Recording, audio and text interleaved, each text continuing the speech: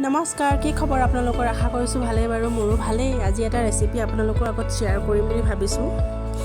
আজি ৰেচিপিটো হৈছে পটল আৰু আলু ৰেচিপি পটল আৰু আলুখিনি এনেকৈ টুকুৰা টুকুৰকৈ কাটি ললো তাৰ পাছত লৈছো অকমান সৰিয়হখিনি মই পানীৰ আগতে তিয়াই থৈছিলো কেটামান লৈছো জলকীয়া আদা আৰু নহৰু কেইফুটমান আৰু এটা পিয়াজ গোটেইখিনি মই ধুনীয়াকৈ পেষ্ট বনাই লম তাৰ পাছত এই তেলখিনি মই আগতে দি আছিল কাৰণ মই আগতে পটল আৰু আলুখিনি ভাজি থোৱা আছিল তাতে মই পিয়াজখিনি দি দিলো এতিয়া পিয়াজখিনি অকন ভাজি এয়া হৈছে ফ্ৰাই কৰি থকা পটল আৰু আলুখিনি এইখিনি মই ধুনীয়াকৈ ৰাখি দিম এইখিনি হৈছে পেষ্টখিনি আদা নহৰু গোটেইখিনি পেষ্ট আৰু এটা বিলাহী মই টুকুৰা টুকুৰকৈ কাটি ৰাখিছিলোঁ এতিয়া মই পিয়াজখিনি ধুনীয়াকৈ ভাজি থাকিম অকমান ৰঙা হোৱালৈকে খুব বেছি ৰঙচুৱা নকৰো অকমান ৰঙা হৈছে গেছটো কমাই দিম মই ইয়াত এড কৰিম পেষ্টখিনি ভাজি থাকিম আৰু অকমান পানী ইয়াত দি দিম যাতে মছলাখিনি তলত লাগি নধৰে ধুনীয়াকৈ ইয়াত দি দিলোঁ পানীখিনি তাৰ পাছত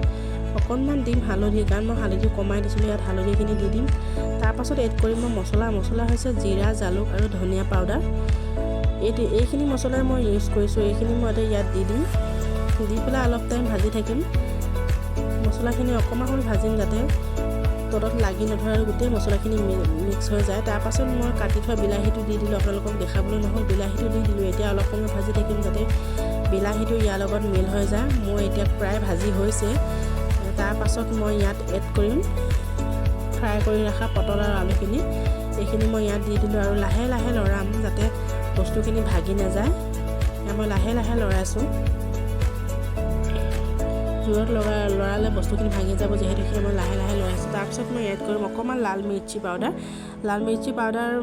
অকণো জ্বলা নাই মই চিফ কালাৰটোৰ কাৰণেহে দিছোঁ তাৰপাছত লাহে লাহে লৰাইছোঁ যাতে মিৰ্চিখিনি গোটেইখিনি মিল হৈ যায়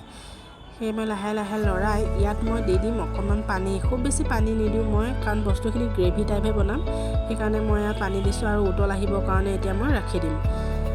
কিন্তু ঢাকোন মাৰি নিদিওঁ ঢাকোন মাৰি দিয়াৰ লগতে বগা হৈ যাব সেয়েহে মই অকণমান তেনেকৈ দি পেলাই এতিয়া উতল আহিবলৈ ৰাখি দিছোঁ এয়া প্ৰায় অলপ উতল আহিছে